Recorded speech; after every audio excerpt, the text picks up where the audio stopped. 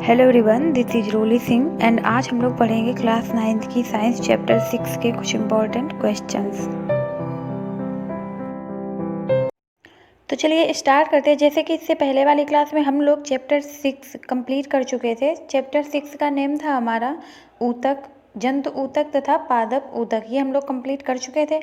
आज हम लोग इसी चैप्टर के कुछ इम्पोर्टेंट क्वेश्चंस पढ़ेंगे। ओके, जैसे कि फर्स्ट क्वेश्चन है हमारा, ऊतक को परिभाषित कीजिए। ऊतक क्या होता है?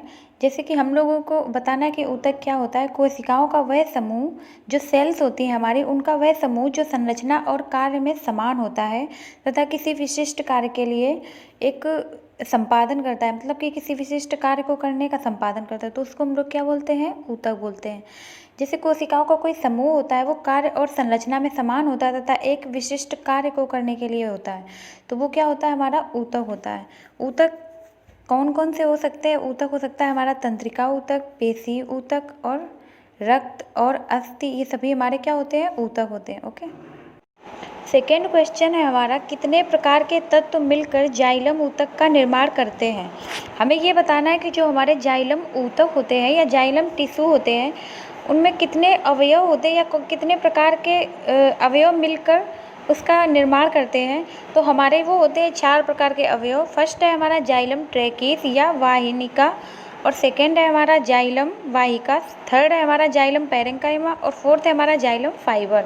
ओके, जो हमारा जाइलम ट्रैकिस है ये हमारा पौधों में जल तथा भोजन का संवहन करता है, और जो जाइलम वाहिका है ये भी जल तथा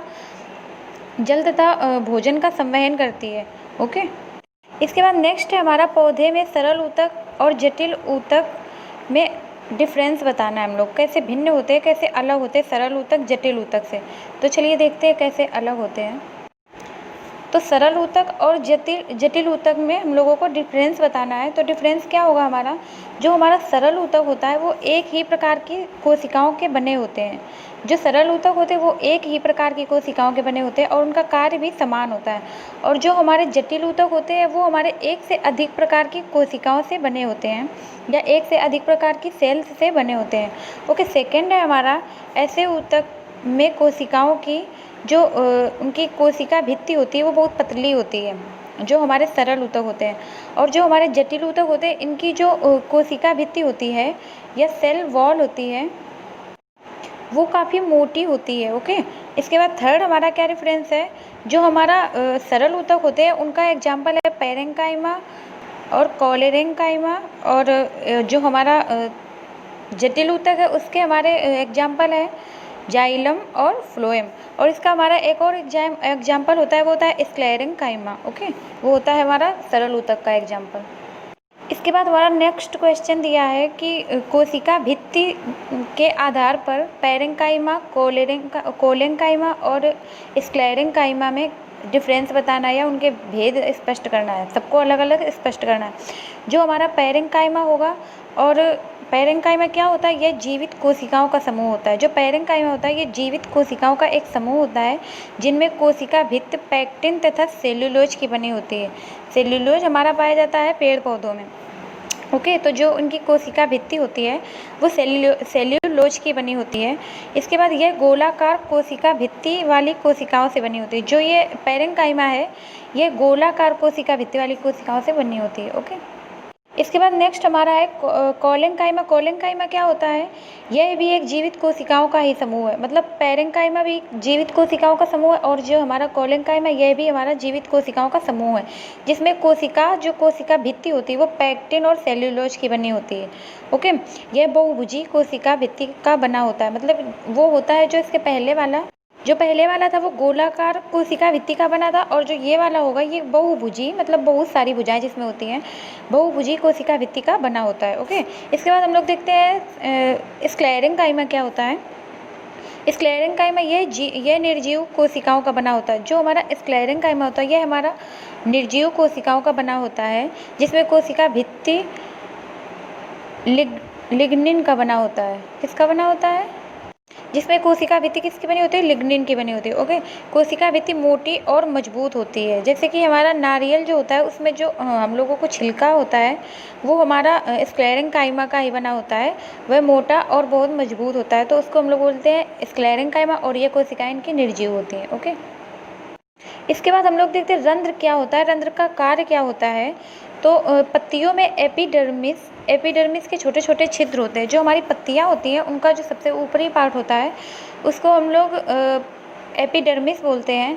तो जो पत्तियों की एपिडर्मिस में छोटे छोटे छिद्र होते हैं उन्हें हम लोग रंध्र या स्टोमेटा बोलते हैं। ओके, जो रंध्र है वो प्रकाश संश्लेषण तथा श्वसन के दौरान, जब मतलब प्रकाश संश्लेषण होता है पौधों में और जब वो श्वसन करते हैं तो उसके दौरान गैस का आदान प्रदान करने में सहायक होते हैं। जो रंध्र होते हैं वो प्रकाश संश्लेषण करने के टाइम पर गैसों का आदान प्रदान मतलब कि एक दूसरे से लेने और देने में सहायक होते हैं। ओके, जो पौधों में वाष्पोत्सर्जन के दौरान जल वाष्प रंध्र से होकर बाहर निकलती है। जो हमारे जब पौधों में वाष्पोत्सर्जन होता है तो उसके दौरान जो जल वाष्प होती है वो रंध्र से होकर ही बाहर निकलती है। ओके, इसके बाद हमारा 6 क्वेश्चन है, तीनों प्रकार में पेशी रेशों को चित्र बनाकर बताना है हम लोगों को कि हमारा रेखीय पेशी क्या होता है, रेखित पेशी क्या होता है, चिकनी पेशी क्या होता है और हमारी कार्डिक पेशी क्या होता है। तो देखते हैं चलो इसका हम लोग चित्र। ओके, ये हुई हमारी रेखीय पेशी। जो हमारी रेखीय पेशी होती है उसमें हम लोगों की काफ़ी सारी रेखाएं पाई जाती हैं या धारियां पाई जाती हैं, जैसे कि ये हम लोगों को दिख रही धारियां। और इसमें जो होता है जो एक केंद्रक पाया जाता है, जो बीच बीच में जगह होती है उसको हम लोग केंद्रक बोलते हैं। तो जो रेखीय पेशी होता है उसमें धारियाँ पाई जाती है और एक केंद्रक पाया जाता है। ओके, इसके बाद देखते हैं हम लोग चिकनी पेशी या स्मूथ क्या होती है। स्मूथ जो पेशी होती है वो क्या होती है। तो जो ये हमारी स्मूथ होती है या चिकनी पेशी होती हैं उनमें हमारी धारियाँ या नहीं पाई जाती हैं। और ये तर्क रूपी पेशी कोशिका, इसको तर्क रूपी पेशी कोशिका भी बोलते हैं, और इसमें भी एक हमारा केंद्रक पाया जाता है। ओके, इसके बाद हम लोग देखते हैं कार्डिक पेशी क्या होता है। कार्डिक पेशी में हमारा एक केंद्रक पाया जाता है और इसमें भी हमारी धारियाँ पाई जाती हैं। ओके, और जो कार्डिक पेशी होता है ये हृदय में जो होता है, जो धड़कन चलती रहती है वो इसी के कारण होती है। ओके, अब हम लोगों को नेक्स्ट क्वेश्चन में बताना है कार्डिक पेशी या हृदयक पेशी के विशेष कार्य बताने हैं। तो इसमें हम लोगों को कैसे बताने हैं कार्य। हृदय की पेशियों को कार्डिक पेशी कहा जाता है। जो हमारी हृदय की पेशियाँ होती हैं उनको हम लोग कार्डिक पेशी बोलते हैं। ये अनैच्छिक पेशियाँ होती हैं, मतलब कि हमारी इच्छा अनुसार ये कार्य नहीं करती हैं। इनको जो हमारा हृदय होता है वो हमेशा धड़कता रहता है, मतलब पंप करता रहता है, तो वो हम लोगों की इच्छा अनुसार नहीं होता है, वो होता ही रहता है। ओके, वो अनैच्छिक पेशियाँ होंगी। हृदय की पेशियाँ जीवन भर लयबद्ध होकर प्रसार एवं संकुचन करती रहती हैं, जिसके कारण हृदय धड़कता है। ये देखो दिया है, मतलब कि जो हृदय की पेशियाँ होती हैं वो हमेशा पूरी लाइफ में कार्य करती रहती हैं, संकुचन तथा प्रसार मतलब कि पंप करती रहती हैं, तो जिसके कारण हमारा जो हृदय होता है वो धड़कता है। ओके, इसके बाद हम लोग नेक्स्ट देखते हैं रेखित तथा अरेखित कार्डिक हृदय पेशी में हम लोगों को अंतर स्पष्ट करना है कि मतलब कि जो रेखीय और अरेखित वो होती है कार्डिक पेशी, उसमें हम लोगों को अंतर स्पष्ट करना है।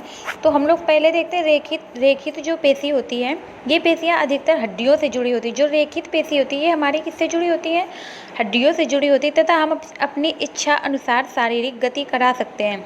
जैसे कि हमें इच्छा अनुसार गति करा सकते हैं, जैसे कि हम लोगों को हाथ का चलाना, पैर का चलाना और शरीर को कैसे भी मोड़ना, कुछ भी करना, तो ये कौन सी पेशी हो जाएंगी, रेखित पेशी हो जाएंगी, जो ऐच्छिक होंगी, हम लोगों की इच्छा अनुसार कार्य करेंगी। इन पेशियों पर रेखाएं या धारियाँ होती हैं। जो हमारी रेखित पेशी होती हैं इनमें धारियाँ होती हैं और इस कारण इसे रेखित पेशी कहते हैं। ओके, इसके बाद हम लोग देखते हैं अरेखित पेशी क्या होता है। ये हमारी जो होती हैं ये हमारी पेशियाँ होती है, हमारी इच्छा अनुसार कार्य नहीं करते हैं। जैसे कि हमारी आहार नाल, रक्त नलिका और हमारा जो हृदय होता है वो हमारा कैसा होता है, आरेखित पेशी होता है। ओके, जो हमारी आहार नाल और रक्त नलिका होती है ये गतियों में सहायक होती है और ये हमारे इच्छा अनुसार कार्य नहीं करती है, तो इसको हम लोग अनैच्छिक पेशी बोलेंगे। ये पेशियाँ कोई भी इन मतलब कि इनको अरेखित इसलिए बोलते हैं क्योंकि इन पेशियों में कोई रेखाएं नहीं होती है। ओके, इसके बाद हम लोग देखते हैं कार्डिक पेशी क्या होता है। हृदय की पेशियाँ को हम लोग कार्डिक पेशी बोलते हैं। जो हमारी हृदय की पेशियाँ होती हैं उनको हम लोग कार्डिक पेशी बोलते हैं। और ये भी हमारी क्या होती है, अनैच्छिक होती हैं। ये हमारी इच्छा अनुसार कार्य नहीं करती हैं। हृदय की पेशियों में जीवन भर लयबद्ध होकर संकुचन और प्रसार करना और हृदय का धड़कना इसी के कारण होता है, कार्डिक पेशी के कारण। ओके, ये हमारी अनैच्छिक होती हैं। इसके बाद हम लोग देखते हैं कुछ वन लाइनर क्वेश्चंस। जैसे कि हमारा ऊतक जो मुंह के भीतर अस्तर का निर्माण करता है, तो उसमें वो कौन सा ऊतक होगा? वो होगा हमारा सरल सल्की एपिथेलियम ऊतक। ओके, इसके बाद सेकेंड है हमारा ऊतक जो मनुष्य में पेशियों को अस्थि से जोड़ता है, वो होगा हमारा कंडरा। जो हमारा पेशियों को अस्थि से जोड़ेगा वो होगा हमारा कंडरा। इसके बाद ऊतक जो पौधों में भोजन का संवहन करता है, तो जो हमारा पौधों में भोजन का संवहन करेगा वो होगा हमारा फ्लोएम। और जो पौधों में जल का संवहन करेगा वो होगा हमारा जाइलम। ओके, इसके बाद ये दिया है ऊतक जो हमारे शरीर में वसा का संचय करता है, वो होता है हमारा वसा। जो इसके बाद नेक्स्ट क्वेश्चन है तरल आधात्री सहित संयोजी ऊतक है, वो है हमारा रक्त। ओके, जो तरल संयोजी ऊतक है वो है हमारा रक्त मतलब कि ब्लड। इसके बाद जो मस्तिष्क में किस स्थित ऊतक होता है, जो हमारा मस्तिष्क होता है उसमें कौन सा ऊतक होता है, वो होता है हमारा तंत्रिका ऊतक। ओके, इसके बाद नेक्स्ट दिया है निम्नलिखित में से ऊतक की पहचान कीजिए। जो त्वचा है हमारा, ये कैसा ऊतक है? पौधे के वर्ग कैसा टाइप का है? अस्थि, वृक्की, नलिका, अस्तर और संवहन बंडल। ये हमारे कौन से प्रकार के ऊतक है ये? तो देखते हैं जो हमारा त्वचा है वो है सल्की एपिथेलियम ऊतक। ओके, जो हमारा पौधे का वल्क होता है वो होता है हमारा सरल स्थायी ऊतक। जो हमारी अस्थि या हड्डियाँ होती हैं वो होती है हमारी संयोजी ऊतक। जो हमारी वृक्क, नलिका या अस्तर होती है वो होती है हमारी घनाकार एपिथेलियम ऊतक। और जो हमारा संवहन बंडल होता है वो होता है हमारा जटिल स्थायी ऊतक। ओके, इसके बाद नेक्स्ट हम लोगों को बताना है कि जो हमारे पैरेंकाइमा ऊतक होते हैं वो हमारे किस क्षेत्र में स्थित होते हैं।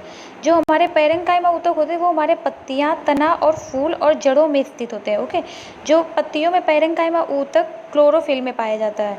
मतलब कि जो पैरेंकाइमा ऊतक होता है उसमें क्लोरोफिल पाया जाता है और इस पैरेंकाइमा को क्लोरेंकाइमा बोलते हैं। जो हमारा पैरेंकाइमा ऊतक होगा उसमें जब क्लोरोफिल पाया जाएगा तो उसको हम लोग क्लोरेंकाइमा बोलेंगे। ओके, जलीय पौधे में पैरेंकाइमा तैरने के लिए उत्प्लावन बल प्रदान करती है। जो हमारे जलीय पौधे होते हैं उनमें उनको तैरने के लिए जो उत्प्लावन बल प्रदान करता है वो हमारा कौन करता है? पैरेंकाइमा। ओके, इस पैरेंकाइमा को एरेंकाइमा भी कहते हैं। ओके, इसके बाद हम नेक्स्ट देखते हैं पौधों में एपिडर्मिस की क्या भूमिका है। जो हमारा एपिडर्मिस होता है वो उसमें पौधों की क्या भूमिका है? तो जो हमारा पौधे पूरी तरह से एपिडर्मिस से ढकी रहती है। जो हमारे पौधे होते हैं तो वो पूरी तरह से एपिडर्मिस से ढके रहते हैं, जिसके कारण पौधों की रक्षा होती है। जो उसके भाग होते हैं उसकी रक्षा होती है। ओके, जो एपिडर्मिस पौधे में प्रायः एक मोम जैसी जल प्रतिरोधी परत बनती है। जो हमारा एपिडर्मिस होता है उसमें एक पौधे में जो मोम जैसी जल प्रतिरोधी एक परत बनती है जिससे जल की हानि को रोका जा सकता है। इसके बाद दिया है कि पत्तियों के एपिडर्मिस में छोटे छोटे छिद्र, पत्तियां होती हैं तो उनमें जो एपिडर्मिस होता है उनमें छोटे छोटे छिद्र होते हैं जिन्हें रंध्र कहा जाता है, रंध्र या स्टोमेटा कहा जाता है।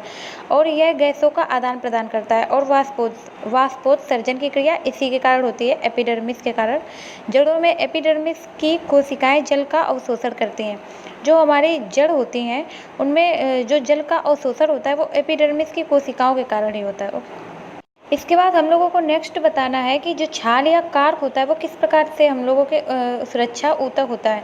जो हमारा वृक्ष की आयु बढ़ने पर उसकी बाह्य सुरक्षात्मक ऊतकों में कुछ परिवर्तन होता है और एक दूसरे विभज्योतक की पट्टी तने एपिडर्मिस के स्थान ले लेती हैं।